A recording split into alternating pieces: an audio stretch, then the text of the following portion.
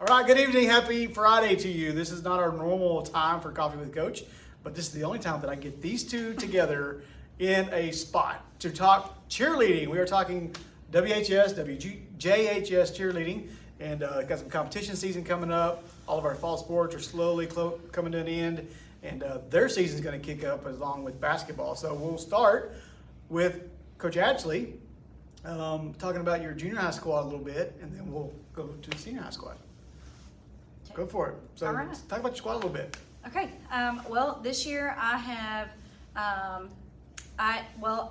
originally I've started taking two squads. I've got a varsity and JV. My varsity team for competition wise, it's consisted of 20 cheerleaders this year, and that's probably the largest one I've put on the floor. And we're working really hard. We finally got some practices under our belt and finally got our whole routine made, finished. Well, now we're just cleaning up, and so we're getting ready to rock and roll with it. I think you do not have a competition until November 11th. Correct? That's correct. And Yes. You'll go to Hot Springs for that. And so for those out there that have no idea about a cheer competition, because you know everybody feels like cheerleading is just rah rah pom poms. Yep. And really, since we've taken on the competitive side to it, if anything, that's kind of taking a back seat. Not really, but because you're still there supporting. But when you get together and practice, it's really more focused on competition. Oh, sure. So when did you start working for competition? So we start immediately as soon as tryouts are over. So we practice 2 days a week on, actually, like you said, we are technically, we have two seasons. We have competitive season and sideline cheer. So we start immediately as soon as tryouts are over. We start learning all of the material one day throughout the summer, and then our second day is focused on sideline stuff. So we are constantly working all aspects of our cheer. So, you know, on Wednesday afternoons after school, we have a whole team practice where JV joins us, and we practice everything that we're going to do for half times, what cheers we learn, things like that. And then on Fridays, we solely focus that to competition. So we start immediately. There's a lot learning. to it. And so tryouts were last spring. Yeah, in March. Yeah. Mhm. And you're just gonna compete. Yeah. And you're gonna compete twice. Yeah. It's a lot of work, and people don't see that. So let's switch gears to senior high. Highlight a little bit about your squad. I know you're gonna have 4 competitions. There's probably more opportunities out there for senior high, but it's similar, right? Started right after tryouts, and talk a little bit about it. Yeah, so I have 17 that will be on the competitive floor. We actually have 19 total. We have had a ton of injuries this season, and so that has kind of led to a little bit of a smaller number than what we had anticipated starting out. So we started about the same time as junior high, summer practices all summer long, 2-3 times a week. And then this summer we did something a little bit different. We did a Champions Week is what we decided to call it. And we started in June. We spent 3 days, 3 very long days, focused on nothing but learning our competition routine. And then we backed that up and went straight into cheer camp. And we even continued during camp to work on part of our competition routine. The different thing for us this year is that we elected to not learn new choreography. I guess since we started this in 2008, we typically get our routines sometime in early August. For some reason, ours always landed like the day before school started. And so we kind of have felt for a long time that we were a little bit behind the 8 ball as far as some of the other schools who maybe started a little bit earlier with their routine. So we didn't do that this year, and we pulled bits and pieces from different routines from the last 3 years and combined those to kind of make our own routine. And so that's kind of led to us having a little bit more time to focus on our competition routine. We've been practicing it since June. So tomorrow we roll out to go to Morrilton. I don't know about cheer, but you got one heck of a bus driver. Yes. And one heck of a filmer. Yes. But that's about it. So real quick, I don't think people realize, how long is a typical routine? 3 minutes. 3 minutes. Do you do your own choreography? Do you? So when I first started here, I've been doing this 4 or 5 years maybe.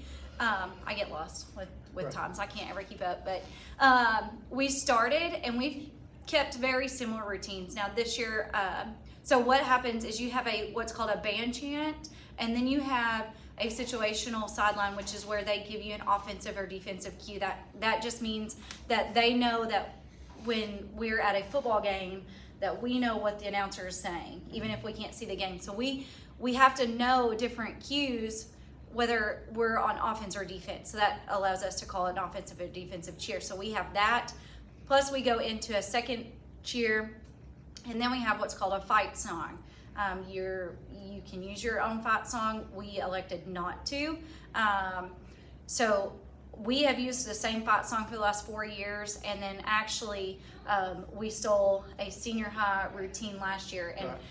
this year we kept the same music, but I have re-choreographed the actual dance part of it. Right. And so I did everything new this year as far as the cheers and the band chant, but our fight song will still stay the same this year. Right. And you used to have somebody else do it, but you kind of created your own based on some past ones? Is that Yeah, correct? so we took, we let the girls and guys look through our last 3 years of game day routines, and let them kind of pick parts of those that they like the best. So we've taken those, and then the cheer section, we actually modified a cheer that we learned at cheer camp this summer, and kind of turned it into a more competition level Right. cheer. So they get a few minutes on the floor. They have a warm-up period before, and then that's all they get. And depending on the format, Right. so the first 2 competitions that we will go to, so the one in Morrilton tomorrow, and then the one in Hot Springs on November 11th will be in finals format.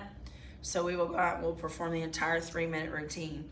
The last competitions, the Alma competition and the one following it, and state will have 2 rounds. So they have a preliminary round where you only do the band chant, the cheer, and the fight song, no sideline. And then if you score in the top 50% of the prelim round, you come back, you do your routine again with the sideline added into it.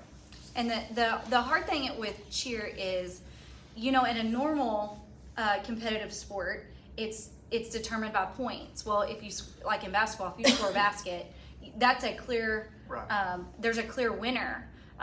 In cheer, you've got 5 or 6 judges judging every little detail, and so it's always so subjective. So you may have the best routine, but one judge may see something that in one routine and they may not like what you have in your routine. So it's very subjective, Right. whereas other sports are not. And it's even hard to gauge because every competition we go to, and I guess it helps out in the long run, but every competition we go to has a different set of judges. Yeah.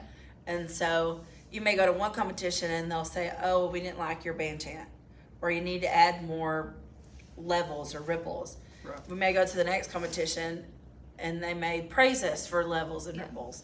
And so you just kind of have to stick to your guns and do what you think fits your kids the best. And it's whatever happens on that particular day. 'Cause, Yes. I mean, I'm thinking to state because you do lead up to senior high state, and you got 3 minutes to Make it. typically Yeah. to do that. Make it or break it. Make it or break it, and it's so different from most normal sports because they can clearly see who's winning and losing. Yeah. And cheer, you just don't know until they You call it never out. know. So if you would like to help in any way, in any form or fashion, obviously we take donations for the program to provide the thing because cheerleading is extremely expensive. They're also going to be traveling, so if you want to help with the breakfast, help with a meal after a competition or whatever, just get with me and we will make it work. Anything else to add? No, I don't think so. Okay, so that's a little cheer. We're going to come back later on after a couple competitions, and we'll do a kind of a review and then a preview of state.